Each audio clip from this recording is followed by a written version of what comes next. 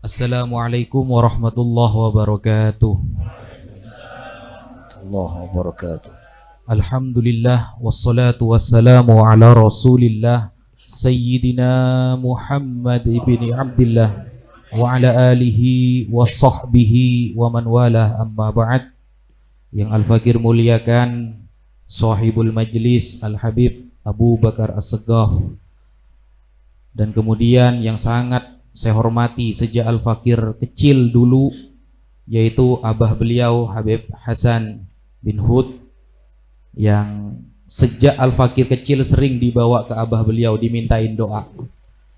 Alhamdulillah, pada malam hari ini kita berjumpa. Semoga perjumpaan ini lanjut ila yaumil qiyamah. Amin ya rabbal alamin.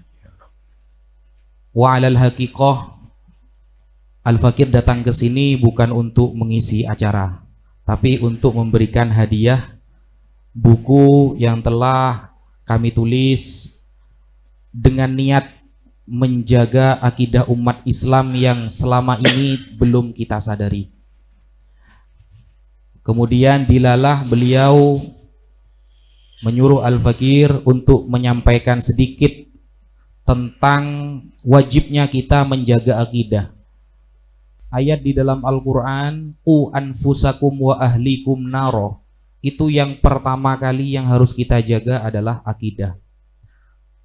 Akidah itu syaitonnya sangat besar karena berhubungan dengan akal. Orang kalau akalnya gak normal kan sholat pun gak wajib. Orang itu kalau akalnya sudah gak normal, sholat pun gak wajib. Sholat yang kita tahu tiangnya agama itu bisa nggak wajib. Nah, karena akal kita normal, maka syaiton itu yang pertama kali yang akan diserang adalah paham akidah. Jangan heran ada umat Islam yang mungkin sholatnya lebih baik dari kita, baca Qur'annya lebih baik dari kita. Mereka mendengarkan azan pun warung atau toko mereka langsung mereka tinggalkan. Tapi paham akidah mereka tidak benar, semuanya akan hancur. Dulu Al-Fakir pernah bertanya kepada salah satu guru Al-Fakir, namanya Al-Ustadz Qoimuddin. Beliau salah satu guru besar di pondok pesantren Sidogiri dan Dalwa. Saya bertanya, Ustadz, kenapa kok saudara kita yang muslim di golongan ini lebih semangat ibadahnya daripada saya? Kita yang ada di Nahdlatul Ulama, kita yang ada di Ahlus Sunnah wal Jamaah, ibadah kita lebih malas, mereka lebih semangat. Apa kata beliau? Beliau menjawab, saya sangat ingat itu. Oh iya, karena akidah kita sudah benar, maka ibadah kita yang akan diganggu oleh syaitan. Sedangkan mereka akidahnya sudah salah, maka ibadahnya tak perlu diganggu terlalu sulit oleh syaitan. Itu jawaban beliau. Sehingga ketika akidah kita sudah benar, maka seluruh ibadah kita yang akan digerogoti oleh syaitan. Termasuk negara Indonesia berabad-abad dijajah oleh orang kafir. Kalau kita tahu pelajaran SD bertahun-tahun kita dijajah, apakah oleh orang Yaman? Kan tidak ada kan ceritanya kan, orang kafir. Yang Mageri Laut di Banten orang kafir. Pimpinan orang yang bisa merubah hukum apapun di Indonesia adalah orang kafir. Di Irian Jaya OPM yang membunuh TNI sama polisi, yang ingin memerdekakan dirinya itu, mereka orang kafir. Semua yang ada di Indonesia itu orang kafir. Makanya kenapa kok bisa orang Yaman yang dibenci ini gak ada kaitannya sebenarnya. Semuanya orang kafir. Nah, dakwah mereka ada 3. 1, caranya dengan indomisasi, bagi-bagi Indomie. Ya. Al-Fakir bulan kemarin datang ke lereng Gunung Bromo, menemui sahabat-sahabat yang baru masuk Islam. Ada sekitar, alhamdulillah, detik ini di daerah Gunung Bromo sudah 25 kakak mu'alaf. Kita datang ke sana, kita tanya bagaimana pelajaran akidahnya, sholatnya, dan salah satu penyebab yang dakwah ke sana itu adalah putra dari Habib Taufik ternyata.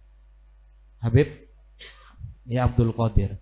Ada seorang wanita bercerita dulu terkena penyakit kanker payudara. Itu gak sembuh-sembuh, hampir mustahil sembuh. Ternyata dapat air dari Habib Abdul Qadir sembuh. langsung masuk Islam. Dan keliling.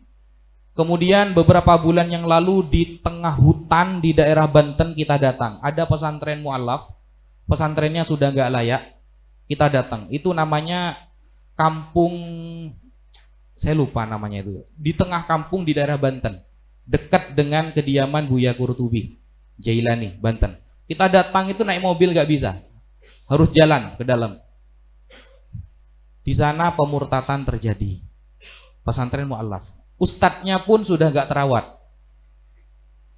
Nah, jadi banyak umat Islam tanpa kita sadari, mereka yang baru masuk Islam, ngajinya, sholatnya belum ada bimbingan secara maksimal. Maka kita turun di daerah itu, kita langsung turun. Pernah nggak mendapatkan cobaan? Pernah.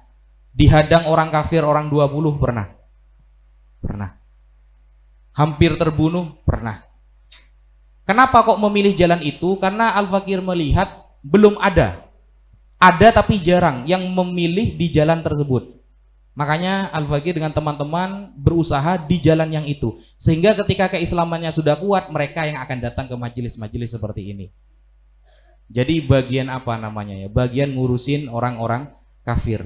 Rasulullah dakwahnya akan dibagi jadi 3. Pertama, Rasulullah ketika di Mekah. Nah, ini orang sering salah paham. Orang sekarang mengira ulama-ulama terlalu tegas, terlalu keras, padahal Rasulullah dulu lembut. Ini salah dalil sebenarnya. Kenapa? Rasulullah itu dakwahnya dibagi 3. Kalau Rasulullah di Mekah, beliau diludahi, beliau dilempari kotoran, beliau diam. Islam saat itu masih sedikit, sehingga Rasulullah nggak banyak bicara. Beliau membuktikan diri beliau sebagai uswatun hasanah, yang itu menyebabkan Sayyidina Umar dan lain sebagainya masuk Islam. Dan berkali-kali Rasulullah dites tentang kepribadiannya, apakah beliau uswatun hasanah. Ada seorang kafir datang ke Rasulullah meminta kambing misalnya, langsung diberikan oleh Rasulullah, sampai orang-orang kafir mengakui, inna Muhammadan la yu'ti ata'an ma yakhaful faqra. Muhammad ini kalau sudah sedekah kayak orang gak pernah takut fakir.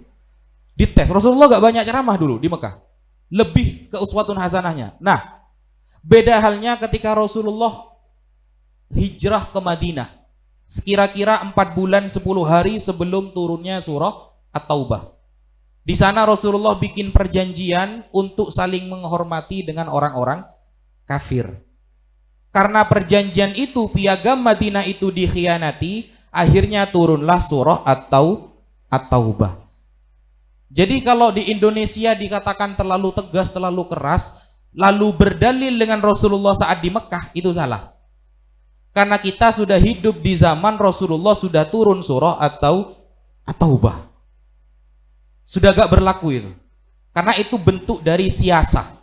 Makanya ada kitab namanya Fiqhus Sirah, Syekh Romdon Al-Buti. Apa kata beliau? Tidak ada perang yang didahului umat Islam duluan kecuali 1. Semua perang rata-rata penyebabnya orang kafir nyari gara-gara, Islam bertahan. Akhirnya Islam menang. Hanya 1 perang yang Islam duluan yang nyerang. Apa itu? Yaitu perang Khaybar. Kenapa perang Khaybar Islam duluan yang nyerang? Karena Rasulullah mendengar kabar pertahanan pinggiran sudah mulai digerogoti oleh orang-orang munafik, maka Rasulullah menyerang duluan. Nah, itu kan strategi namanya. Maka kita yang hidup di Indonesia strateginya banyak. Indomisasi, alhamdulillah.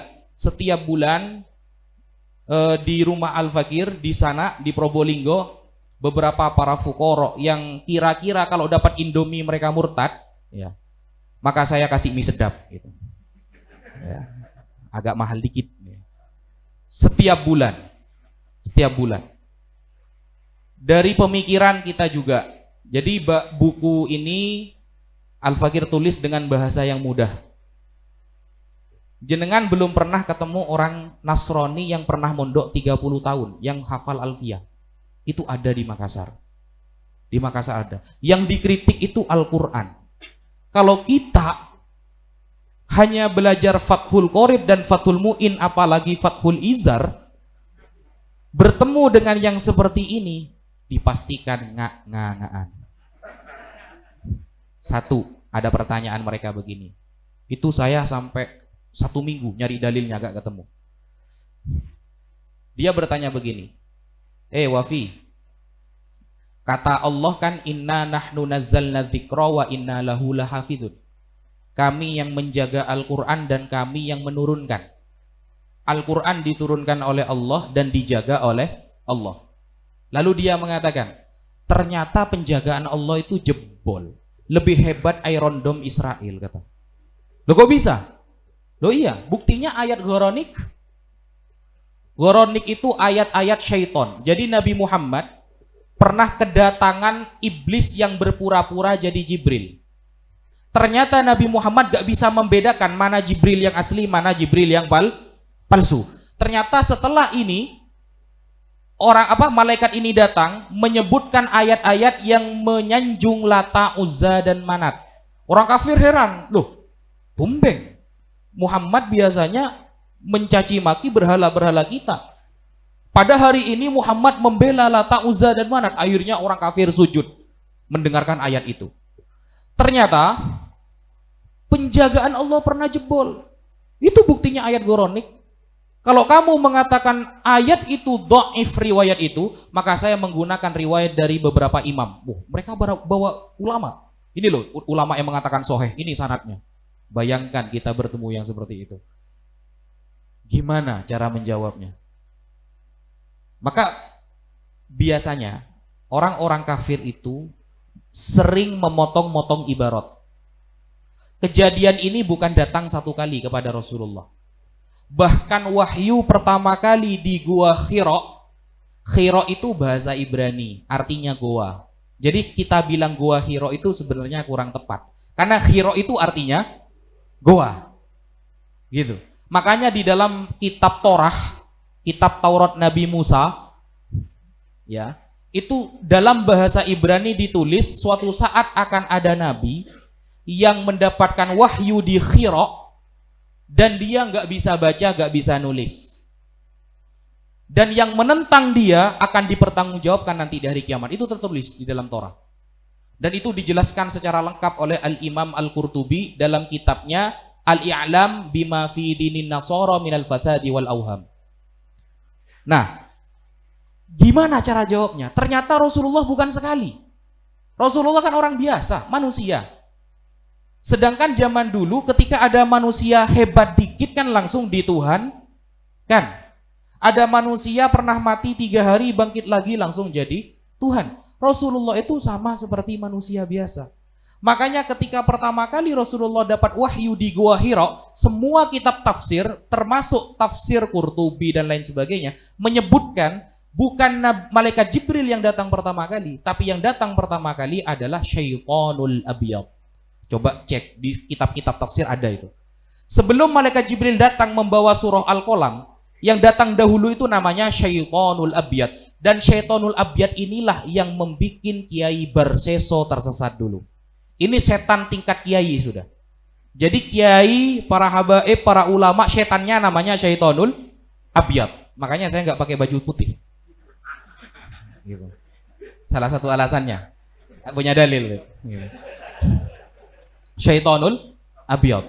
Nah, ketika Syaitonul Abyad ini datang kepada Nabi Muhammad, ibarat terusannya mengatakan dalam tafsir Fakhrur Razi itu, falatoma faja'a Jibril falatomahu hatta ilal hindi. Pakai fa, bukan pakai summa. Kalau fa kan langsung berarti. Kalau summa berarti ketika itu masih ngobrol dulu sama Nabi Muhammad, baru datang. Kalau pakai summa, berarti ada jarak beberapa menit. Berhubung pakai fa, beri langsung. Syaitonul Abyad datang ke Gua Hira langsung faja'ahu Jibril falatomahu hatta ilal hindi. Ditampeleng sama Jibril sampai ke India. Jadi kalau main tampelengan itu sama malaikat Jibril bisa. Ya. Langsung ke India, gak usah pakai visa. Ya. Termasuk yang ini ayat Ghoronik. Ayat Ghoronik yang ketika Nabi Muhammad seolah-olah disampaikan Lata, Uzza dan Manat sama-sama menggunakan huruf atau fa. Langsung malaikat Jibril datang, ditampeleng oleh malaikat Jibril. Itu dibuang ibarat yang itu. Jadi gak lama langsung dijaga oleh malaikat Jibril. Itulah yang disebut dengan penjagaan Allah langsung. Lah kita kalau nggak pernah baca kitab tafsir, pasti nggak gitu. Nabi Muhammad Shallallahu Alaihi Wasallam dengan Sayyid Hamzah tertulis dalam semua kitab-kitab sirah itu selisih umur beliau 40 tahun. Bayangkan. Orang kafir akan mengatakan Nabi Muhammad ini bukan anaknya Sayyid Abdullah, mau diputus nasabnya. Jadi yang memutus nasab ini sudah sejak dulu orang kafir. Nabi Muhammad ini dikatakan bukan anak Sayyid Abdullah, tapi anak dari suaminya Sayyidah Aminah yang sebelumnya. Buktinya Sayyid Abdullah menikah dengan Sayyidah Aminah, bersamaan nikahnya di hari yang sama dengan Abdul Muttalib dengan istrinya Siti Hiwalah. Pernikahannya bareng, hamilnya bareng, punya anak bareng. Kenapa selisih umur Muhammad dengan Hamzah kok 4 tahun? Nah itu mau difitnah itu sama mereka. Di kitab Sirah Ibnu Hisham tertulis selisihnya 4 tahun. Di kitab Sirah Ibnu Ishaq sama 4 tahun. Dia mau mengatakan Nabi Muhammad bukan anak Sayyid Abdullah. Karena kalau dikatakan Sayyid Abdullah, nasabnya sambung ke Nabi Ibrahim itu kuat. Sedangkan mereka orang kafir mengaku kami adalah wirathatu abina Ya'qub, wa Ya'qub bin Ishaq, wa Ishaq bin Ibrahim. Maka mereka enggak rela Nabi Muhammad dan keturunannya juga nyambung ke Ibrahim. Nah, yang batal-batalkan nasab dulu kerjaan orang kafir, begitu. Nah, apakah ada jawabannya? Cara jawabnya ada. Ada. Ternyata pendapat ini adalah pendapat dhaif, sanadnya itu muttorib. Muttorib itu sanadnya banyak tapi simpang siur. Ada yang mengatakan begini, ada yang mengatakan begitu. Nah, itu meskipun sahih, hadis sahih Bukhari sekalipun kalau muttorib, kalau simpang siur, maka turun derajatnya jadi dhaif. Itu ilmu hadis. Nah, tujuan Al-Fakir nulis buku itu seperti itu. Biar jenengan suatu saat ketemu misionaris yang bawa Indomie satu kerdus, jenengan sudah siap. Termasuk Yasin yang kita baca barusan. Ada ayat fa'azzazna bithalifim faqalu inna ilaikum mursalun. Fa'azzazna bithalif, itu cerita Nabi Isa itu. Nabi Isa mengutus 3 utusan. Siapa 3 utusan? Kita cek di tafsir Ibnu Katsir. Paulus, Yohanes, dan Simon Petrus. Di tafsir Ibnu Katsir. Padahal Imam Ibnu Katsir sudah merujuk pendapat itu, ditulis di kitab namanya Al-Bidayah wan Nihayah. Beliau bilang bahwa riwayat yang saya catat di Ibnu Katsir itu riwayatnya dhaif jiddan. Kita bacanya Ibnu Katsir, tidak baca Bidayah wan Nihayah, buyar pemahaman kita.